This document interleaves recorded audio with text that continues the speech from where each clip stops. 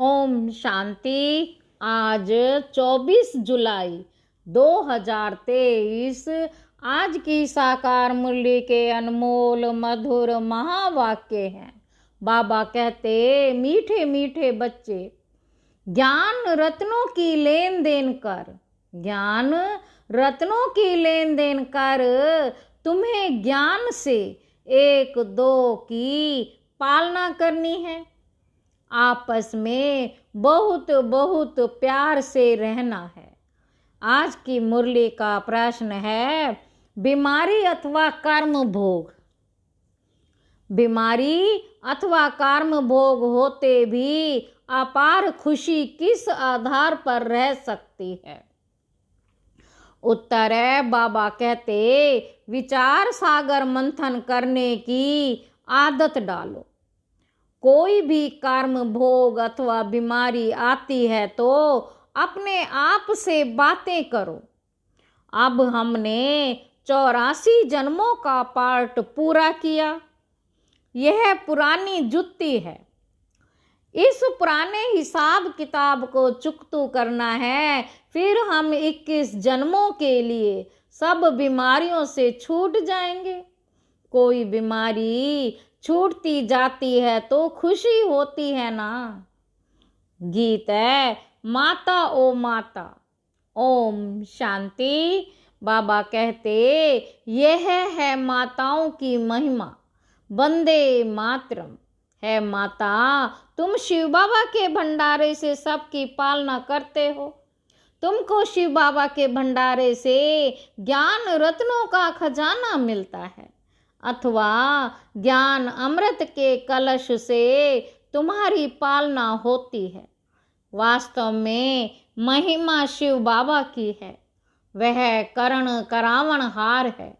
माता है जगदम्बा। जरूर और भी माताएं होंगी जो यह माताओं की महिमा है। माता बहुत बहुत अच्छी पालना करती है। शिव बाबा के यज्ञ में जो रहने वाले हैं उन्हों की स्थूल में भी पालना होती है। बाबा कहते, जो शिव बाबा के यज्ञ में रहने वाले हैं उन्हों की स्थूल में पालना होती है। और अविनाशी ज्ञान रत्नों से तो सभी की पालना होती है। पालना करने वाली मेजॉरिटी माताएं हैं। बहुत हैं जो भाई भी बहनों की पालना करते हैं। ऐसे नहीं सिर्फ बहन भाई की पालना करते हैं। दोनों ज्ञान रत्नों की लेन देन से एक दो की पालना करते हैं। भाई बहन की, बहन भाई की।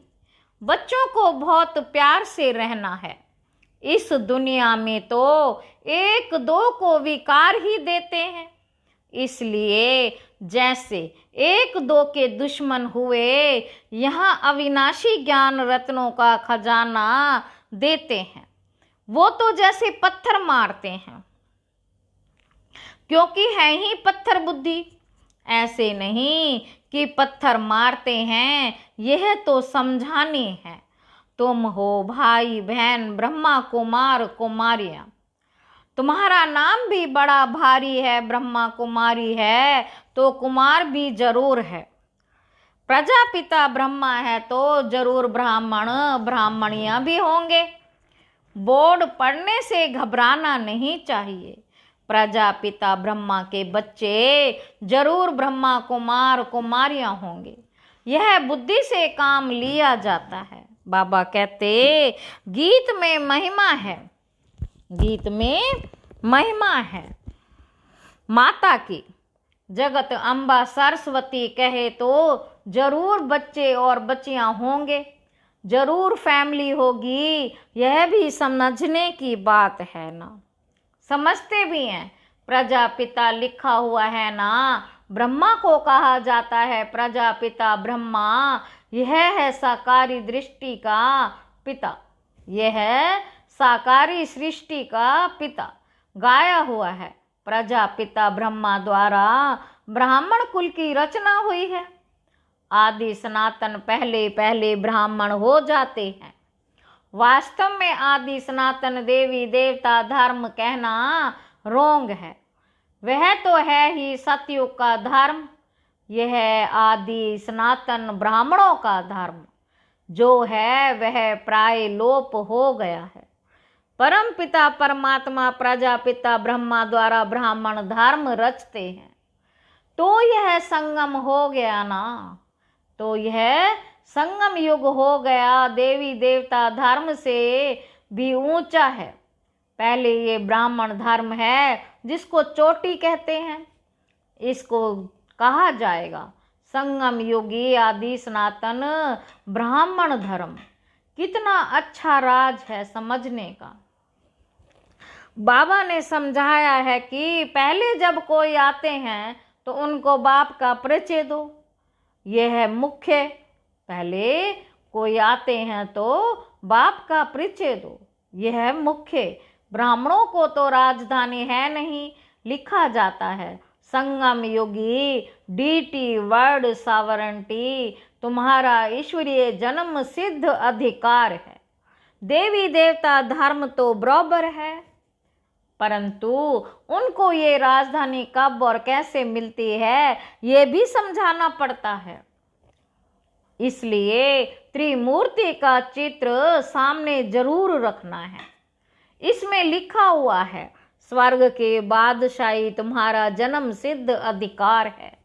किस द्वारा ये भी लिखना पड़े, यह बोर्ड बनाकर हर एक अपने घर में लगावे। जैसे गवर्नमेंट के ऑफिसर्स के बोर्ड होते हैं ना, कोई के पास बैज रहते हैं, सबकी अपनी अपनी निशानी रहती है। तुम्हारी भी निशानी रहनी चाहिए। बाबा डायरेक्शन देते हैं अमल में लाना, तो बच्चों का काम है ना। विहंग मार्ग की सर्विस करनी है, यह बहुत मुख्य चीज है। डॉक्टर बैरिस्टर आदि सबके घर में बोर्ड लगा हुआ होता है ना, तुम्हारा भी बोर्ड लगा हुआ हो। आकर समझो कि शिव बाबा से ब्रह्मा द्वारा स्वर्ग की बादशाही कैसे मिलती है। बाबा डायरेक्शन देते हैं, जो मनुष्य देखकर वंडर खाएंगे, अंदर आएंगे समझने के लिए। फ्लैट के बाहर भी बोर्ड लगा सकते हो। जिसका जो धंधा है वह बोर्ड लगाना चाहिए। एक दो से सीखना चाहिए, परंतु बच्चों पर माया का वार बहुत होता है। निश्चय नहीं कि हम बाबा के पास जाते हैं। 84 जन्मों का पाठ पूरा हुआ, फिर नई दुनिया स्वर्ग में आकर वर्षा लेंगे, यह याद नहीं रहता है।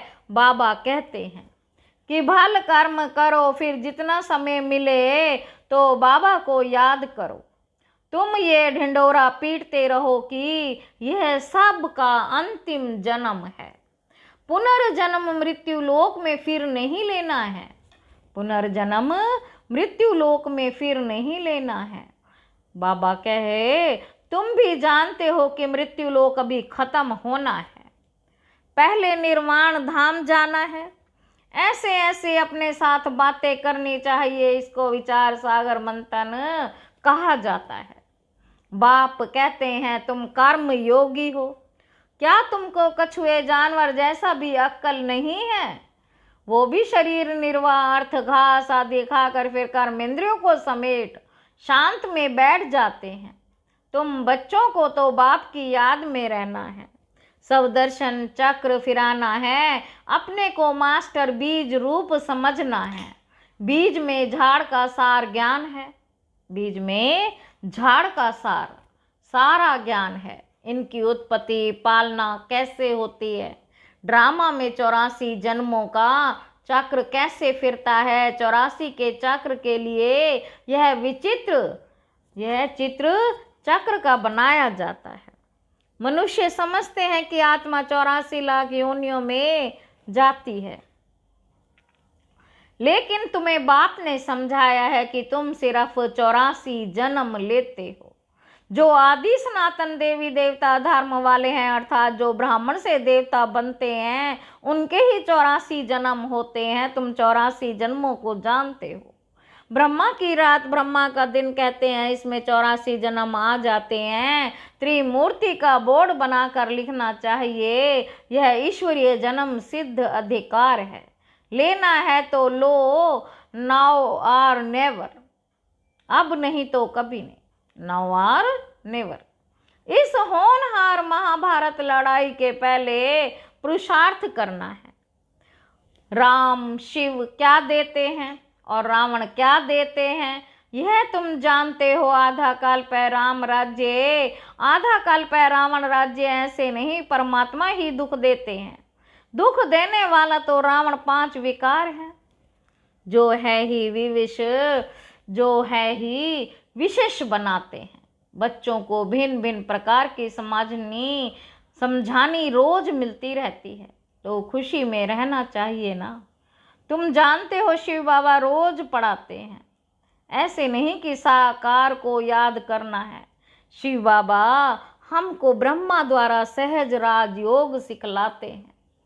शिव बाबा आते ही प्रजापिता ब्रह्मा में है, प्रजापिता ब्रह्मा और किसको कह नहीं सकते। ब्राह्मण भी जरूर चाहिए, गाया जाता है, सेकंड में मुक्ति जीवन मुक्ति का वर्षात्वा राज्य भाग्य लो। बच्चे कहते कि हम शिव बाबा के बच्चे हैं, वो है स्वर्ग का रचयिता, तो जरूर हमको भी स्वर्ग की राजाई देंगे। बाबा कैसा वंडरफुल है, 1 सेकंड में जीवन मुक्ति जनक को मिली, यह भी गाया हुआ है। तुम बच्चे जानते हो कि अब हम शिव बाबा के बने हैं। शिव बाबा को जरूर याद करना पड़े। जैसे बच्चे धर्म की गोद लेते हैं तो जानते हैं कि पहले हम फलाने का बच्चा थे, अब फलाने का हूँ, उनसे दिल हटती जाएगी और उनसे जुटती जाएगी। हम यहाँ भी ऐसे कहेंगे कि शिव बाबा के अडॉप्टेड बच्चे हैं। फिर उस लौकिक बाप को याद करने से फायदा ही क्या। बाबा कहते लौकिक बाप को याद करने से फायदा ही क्या। मोस्ट विलवेड बाप इतनी बड़ी संपत्ति देने वाला है। मोस्ट विलवेड बाप इतनी बड़ी संपत्ति देने वाला है। बाप भी मेहनत करके बच्चों को लायक बनाते हैं ना, ऐसे बाप को तुम घड़ी घड़ी भूल जाते हो। और तो सभी तुमको दुख देने वाले हैं, फिर भी उनको याद करते रहो। मुझ बाप को तुम भूल जाते हो, रहो भल अपने घर में, परंतु याद बाबा को करो। इतनी मेहनत, इसमें मेहनत चाहिए, सिर्फ मेरा होकर रहो, निरंतर मुझे याद करो। बाबा कहे निरंतर मुझे याद करो और नई दुनिया को याद करो। ये तो सारा कब्रिस्तान है, ये तो सारा कब्रिस्तान बनना है। तुम मेरे बने, गोया विश्व के मालिक बने। तुम जानते हो कि हम बाबा के बने हैं, फिर स्वर्ग के मालिक हम भविष्य में बनेंगे। खुशी का पारा चढ़ना चाहिए। ये भी जानते हैं कि ये पुराना शरीर है, कर्म भोग भोगना पड़ता है। मम्मा बाबा भी खुशी से कर्म भोग भोगते हैं। फिर भविष्य 21 जन्म का सुख कितना भारी है। यह तो पुरानी जुत्ती है, कर्म भोग भोगते रहेंगे, फिर 21 जन्म के लिए इससे छूट जाएंगे। कोई बीमारी छूटती जाती है तो खुशी होती है ना, कोई आफत आती है फिर हट जाती है तो खुशी होती है ना। कोई बीमारी आती है और हट जाती है तो खुशी होती है ना। तुम भी जानते हो कि अब जन्म जन्मांतर के लिए आफतें हट जाएंगी। अभी हम बाबा के पास जाते हैं, यह है विचार सागर मंथन कर पॉइंट्स निकालना। बाबा राय तो बतलाते हैं कि ऐसे ऐसे अपने से बातें करो। हमने 84 का चक्र पूरा किया, अब बाप के पास जाते हैं, फिर बाबा का वर्षा पाएंगे। साक्षात्कार भी करते हो। इस समय प्रोक्ष और अप्रोक्ष है। जैसे मम्मा को कोई भी साक्षात्कार नहीं हुआ है, बाबा को तो हुआ है। विनाश और स्थापना का साक्षात्कार हुआ, इनको भविष्य का साक्षात्कार एक्यूरेट हुआ। परंतु पहले ये समझ में नहीं आया कि हम ये विष्णु बनेंगे। पीछे समझते गए हम इस विकारी गृहस्थ धर्म से अब निर्विकारी गृहस्थ धर्म में जाते हैं। तत्वम तुम भी बाबा की पढ़ाई से ऐसे बनते हो। रेस करनी चाहिए, बाकी गीत में है मम्मा की महिमा।